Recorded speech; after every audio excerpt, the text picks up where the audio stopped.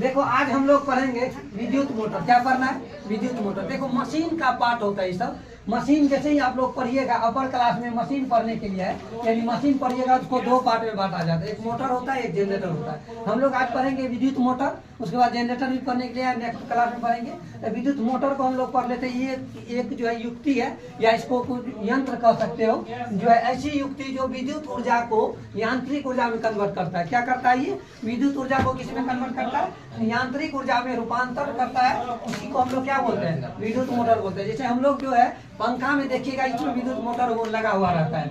इसका उपयोग में हम देख लेंगे कहाँ कहाँ उपयोग करते हैं विद्युत मोटर का। तो पहला उपयोग याद रखिएगा आप लोग को विद्युत पंखा में करते हैं। उसके बाद रेफ्रिजरेटर जो हम लोग का फ्रिज घर में लगा हुआ होता है उसमें करते हैं। दूसरा याद रखिएगा। तीसरा आपको वॉशिंग मशीन में इत्यादि बहुतों में क्या चाहता है, लेकिन तीन मेनली आपको याद रखना है एग्जाम्पल के तौर पर। अब इसका कार्य विधि देख लेते हैं। इसको क्या बोलते हैं? वर्किंग रूल होता है या इसको आप फंक्शन बोल सकते हैं। जो विद्युत मोटर काम क्या क्या करता है? विद्युत मोटर जो है विद्युत रोधी तार की एक आयताकार कुंडली होता है। क्या होता है? एक आयताकार नाम कुंडली होता है। इसमें जो है आपको किसी दो पोल के बीच, मान लीजिए दो चुंबक को नॉर्थ पोल और साउथ पोल के बीच इसको रोटेट कराते हैं। क्या कराते हैं?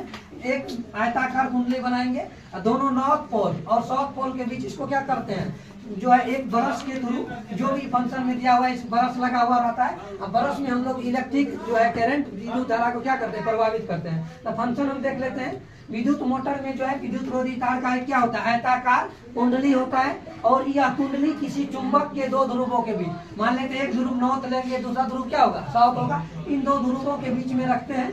दो ध्रुवों के बीच क्या कैसे रखते हैं? इस प्रकार रखते हैं कि एक दूसरे का क्या हो? लंबवत हो, यानी परपेंडिकुलर होना चाहिए। दोनों ध्रुव के बीच जो रखे हैं वो और एवं कुंडली के बाहरी सिरा को अर्ध वलय से जुड़ा हुआ होता है। कुंडली का बाहरी सिरा क्या होता है? अर्ध वलय से जुड़ा हुआ होता है। जो कुंडली जो हम लगाए हुए हैं उसको अर्ध वलय से, थोड़ा सा ब्रश एक आगे जो है इक्विपमेंट इसमें ऐड होगा, ब्रश देखिए अर्ध वलय से क्या करते हैं? जुड़े हुए होते हैं। और वलय का भीतरी सतह जो होता है क्या होता है? विद्युत रोधी होता है। विद्युत रोधी मतलब होता है इसमें आप करंट प्रभावित नहीं होता है। विद्युत का जो क्या करता है? अपोज करता है होता है। और दोनों अर्ध वलय से एक एक चालक जुड़ा हुआ होता है। चालक ब्रश होता है जो आप लोग देखिएगा कभी कभी कोई रोटेट भाग जो जुड़ा हुआ होता है। ब्रश जो होता है एक तार, तांबे की तार का जो ब्रश होता है, जो जैसे ही इसको हम रोटेट करेंगे तो वो जो करंट को क्या करता है? अंदर में जो है तार को टच में रहता है। जैसे जो है आप लोग करंट दीजिएगा तो उससे करंट को प्रभावित करके आगे वो जो है भी इलेक्ट्रिक एनर्जी देंगे उसको क्या करेगा?